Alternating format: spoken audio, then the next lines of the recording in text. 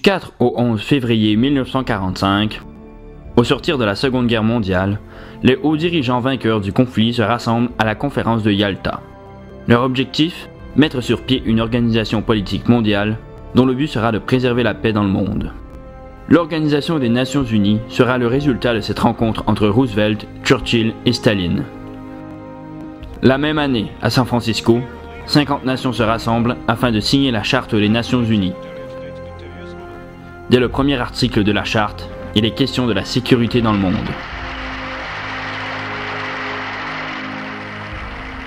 Écarter les menaces à la paix et réprimer tout acte d'agression. C'est pour parvenir à cette fin que sera adopté le chapitre 7 intitulé « Action en cas de menace contre la paix, de rupture de la paix et d'actes d'agression ». Ainsi, de par cet article, l'ONU est en mesure d'intervenir militairement au sein des conflits qui troublent la paix mondiale. C'est en ce sens que furent créés les casques bleus, coalition militaire au service de la paix depuis 1948. Depuis la première intervention au canal de Suez, le nombre de missions de paix de l'ONU se sont multipliés. Aujourd'hui, 16 opérations de paix ont lieu sur 4 continents. Chacune de ces missions est unique, caractérisée par un contexte historique, politique et géopolitique différent. De ce fait, les interventions onusiennes sont aussi différentes. En effet, l'usage de la force ne fait pas coutume dans le passé de l'ONU à l'égard du maintien de la paix. Néanmoins, on observe une évolution des moyens d'action utilisés afin de préserver la sécurité et la paix internationale. Pourtant, la Charte des Nations Unies reste la même. En ce sens, il sera juste de se questionner à savoir quelles circonstances viennent influencer l'usage de la force dans la mission de paix de l'ONU. D'entrée de jeu, on observe que la nature des conflits se modifie. En effet, les conflits opposent de moins en moins fréquemment des nations, mais plutôt des factions militaires qui agissent au sein même d'un État. Aujourd'hui, les conflits se déroulent à l'intérieur des États, souvent avec des factions qui n'ont pas d'obligation dans le système international. Quand vous aviez des conflits ou quand vous avez des conflits entre deux États, il y a des règles qui sont établies. D'abord, ces États participent à un système international, ils ont adhéré à des règles, ils veulent protéger leurs intérêts, leurs ressortissants. Donc, même dans le conflit, ils doivent respecter un certain nombre de choses. Parce qu'on peut les tenir responsables, on peut les sanctionner, on peut inculper leurs politiciens, on peut même aller les chercher quand ils sont de passage ou quand ça arrive. Le conflit chypriote de 1964 illustre ces belligérances plus traditionnelles entre deux États qui agissent sur la scène internationale. En 1960, Chypre obtient son indépendance et adopte une constitution dont l'objectif principal est de rencontrer les intérêts des deux communautés chypriotes. En effet, l'île méditerranéenne abrite deux communautés ethniques pour lesquelles la Turquie et la Grèce s'escarmouchent. Dès 1963, des violences éclatent entre les deux groupes de l'île et la force des Nations Unies à Chypre est créée afin de s'interposer entre les belligérants. Le conflit s'envenime en 1974 lorsque la Turquie accuse la Grèce d'avoir cautionné un coup d'État au profit des Gréco-Chypriotes. Désirant protéger la communauté turco-chypriote, la Turquie débarque ses troupes dans le nord de l'île. L'UNFICYP, encore aujourd'hui, est chargée de faire respecter les accords de paix et de protéger la zone tampon entre les deux opposants afin de réduire les tensions. Et il faut se rappeler que si on intervient à Chypre en 64, mais surtout en 74, c'est parce que sur l'île, il y a deux communautés, mais c'est pas ça le véritable enjeu. C'est pas de rétablir la paix entre les deux communautés, c'est d'éviter que la Grèce et la Turquie ne se fassent la guerre.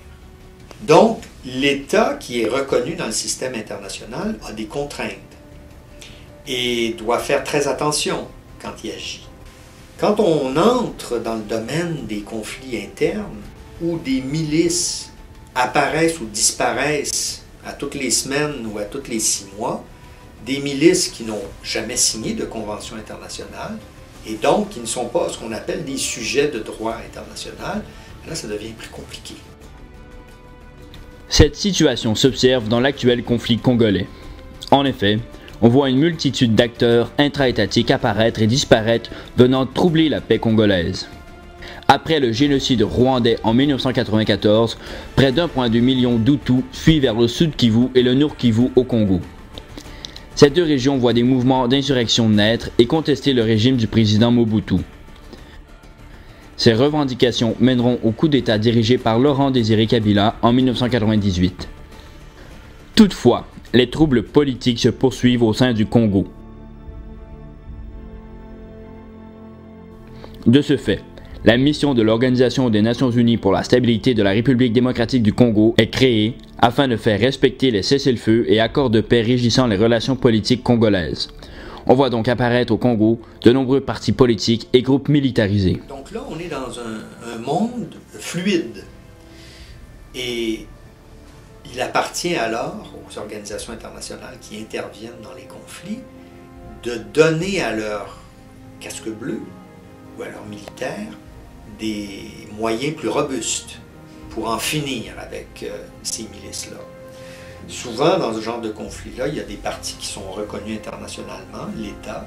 Il peut y avoir un groupe de guérilla qui signe un accord de paix, mais il y a aussi ce qu'on appelle les spoilers, c'est-à-dire ceux qui soit ont été rejetés, soit se rejettent eux-mêmes et tentent de saboter la paix.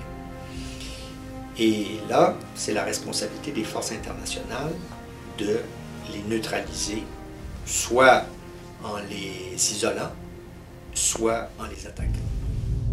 La différence marquée que l'on observe entre le conflit chypriote et le conflit congolais s'illustre aussi dans les mesures d'aide humanitaire. À Chypre, il était inutile d'accompagner les convois d'aide humanitaire par des soldats puisque les acteurs du conflit acceptaient l'aide amenée et étaient convaincus de l'impartialité des organismes d'aide. La présence de groupes militarisés tels au Congo complique la situation. Avec l'effondrement de certains États, avec l'apparition de ces milices qui sont sans foi ni loi, on s'est aperçu qu'il n'y avait plus rien qui tenait. Ni la Croix-Rouge, ni le Croissant-Rouge, ni les ONG, puisque les ONG étaient elles-mêmes victimes de ces milices. On a bien vu ça en Somalie et on le voit dans d'autres conflits. Ce qui fait en sorte que l'aide humanitaire doit être escortée par des soldats bien armés pour pouvoir se rendre là où elle aura son effet. Avant 1990, comme tout était bien régi par les conventions internationales, s'il y avait un cessez-le-feu, tout allait de soi. Mais dans un monde où certains conflits sont trop chaotiques, il faut que le soldat accompagne l'humanitaire. Ainsi, alors que dans le conflit chypriote, les casques bleus ne font que s'interposer entre deux belligérants tenus par leur position sur la scène internationale, la situation congolaise, quant à elle, de par la nature des acteurs et leur liberté d'action, commande que la force soit utilisée afin de freiner les violences qui sévissent dans le pays. Ainsi, une brigade d'action a été mandatée par l'ONU afin de combattre lesdits spoilers. Le renouveau caractéristique de la scène internationale à la fin du XXe siècle est aussi garant de plusieurs changements dans les missions de paix des Nations Unies. C'est sûr que la fin de la guerre froide a beaucoup changé de choses. Parce que, évidemment, pendant la guerre froide, on a un Conseil de sécurité qui est bloqué, évidemment, dans l'affrontement entre les États-Unis et l'Union soviétique. Le Conseil de sécurité, ce blocage-là empêche d'envoyer beaucoup dans l'affrontement entre les États-Unis et l'Union soviétique. Donc, il y a ce moment Est-Ouest où les États-Unis s'opposent à l'Union soviétique et empêchent. La volonté des États-Unis prompt à l'intervention est donc facilitée. En effet, les 5 membres permanents du Conseil de sécurité possèdent un droit de veto sur chaque question abordée. Dorénavant, les possibilités d'intervention sont beaucoup plus grandes pour le Conseil de sécurité. De surcroît, la chute de l'URSS symbolise la reconnaissance du modèle politique libéral. L'idéologie libérale de démocratie de marché a gagné la guerre froide, où il n'y a plus de bataille idéologique. On vit donc dans un monde où, selon Fukuyama, on a atteint un sommet sous l'idéologie. On sait comment la société doit fonctionner, devrait fonctionner. Le modèle idéal, le meilleur modèle, c'est celui de la démocratie de marché. Et donc, ça va influencer évidemment la façon que plusieurs personnes vont développer et penser les missions de paix. Donc, avec la fin de la guerre froide, c'est aussi une transformation du maintien de la paix au sein de l'ONU. Il ne s'agit plus simplement de maintenir la paix, mais bien de la construire. Changer l'objectif des opérations des casques bleus a aussi pour conséquence de changer les moyens. C'est en ce sens que la paix pourra dorénavant être imposée par des moyens plus robustes. Avant, on faisait du maintien de la paix de façon assez simple. En fait, on patrouillait une ligne de cessez-le-feu. Aujourd'hui, on reconstruit les pays. À mon avis, c'est ça la grande révolution des opérations de paix. C'est pas tellement l'usage de la force que le fait qu'aujourd'hui, dans une opération de paix, vous pouvez devenir le gouvernement de facto d'un pays comme le Timor ou le Kosovo parce que vous le reconstruisez au complet, ce qu'on n'avait jamais imaginé dans les années 50 ou 60, parce que la structure des relations internationales ne le permettait pas. Dans l'explication de mandats qui vont devenir de plus en plus ambitieux, c'est-à-dire des mandats de ce qu'on appelle le peace building, la consolidation de la paix, où là, on ne fait pas que mettre une paix en place et l'observer, mais bien à construire un modèle de société. C'est des projets que certains appelleront d'ingénierie sociale, où carrément on cherche à construire des institutions, on cherche à changer les valeurs des gens, on cherche à leur dire voici c'est une démocratie, vous avez besoin, voici comment une démocratie ça fonctionne, voici ce que ça veut dire être développé, ça veut dire une économie capitaliste qui marche de certaines façons, etc.